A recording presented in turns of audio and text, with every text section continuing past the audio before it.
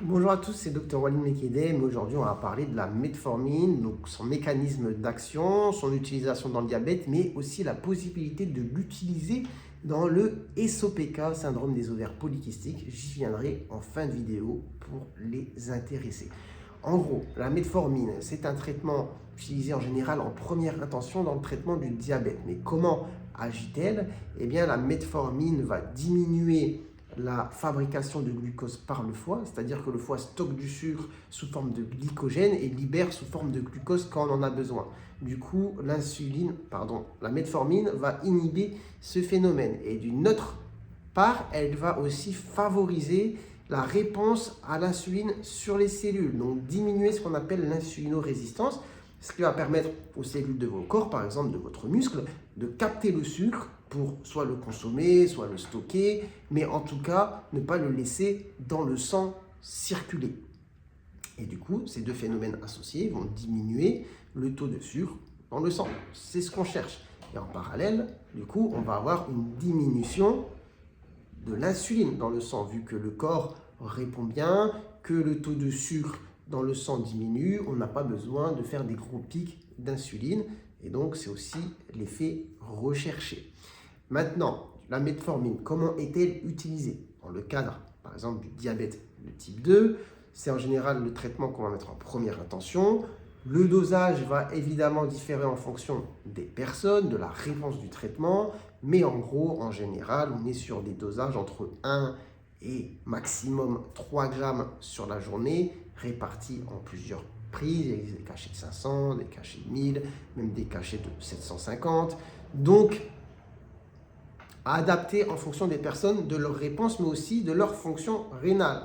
Car effectivement, on ne peut pas utiliser la metformine chez les personnes qui ont une grosse insuffisance rénale et chez les personnes qui ont des reins dans un entre-deux, un petit peu fatigués, mais chez lesquels on peut quand même utiliser, eh bien on adaptera les posologies. Et donc important de surveiller la fonction rénale quand on a un traitement par metformine, car en plus un effet indésirable rare mais grave est l'acidose lactique, et du coup elle va être favorisée par un problème au niveau du rein ou l'utilisation chez certaines personnes de produits de contraste iodé utilisés dans les scanners, les imageries. Donc attention à avoir ça en tête, ça reste un effet rare mais grave. Donc il faut quand même savoir que quand on prend de la metformine, il faut être vigilant justement sur les reins et faire attention de ne pas favoriser des situations qui vont induire une insuffisance rénale, même transitoire, comme par exemple une déshydratation. Donc attention.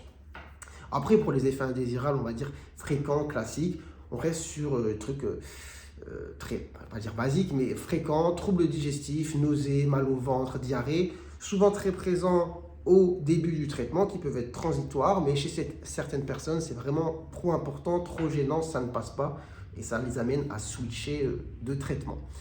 Donc voilà, évidemment, on adaptera un petit peu la posologie, le traitement en fonction des réponses et des personnes, et toujours associé à une hygiène de vie à côté, à des changements dans l'alimentation, le mode de vie, l'activité physique, etc.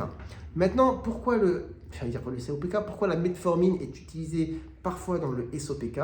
Eh bien, il faut savoir que son utilisation dans cette pathologie existe, mais elle se fait hors AMM, d'accord? Donc il n'y a pas de recommandations officielles précises sur l'utilisation de la metformine dans le SOPK, mais en pratique, vous trouverez certains spécialistes qui utilisent cette molécule pour soulager certains symptômes du SOPK.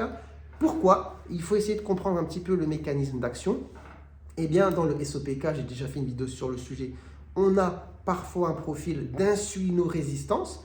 Et bien du coup, la metformine, vous l'avez compris, avec la première partie de vidéo, va jouer sur ça. Donc on va essayer de diminuer ce phénomène pour diminuer les problèmes métaboliques comme l'apparition, par exemple, d'hyperglycémie, de prédiabète qui peuvent survenir chez les personnes, voire même de diabète.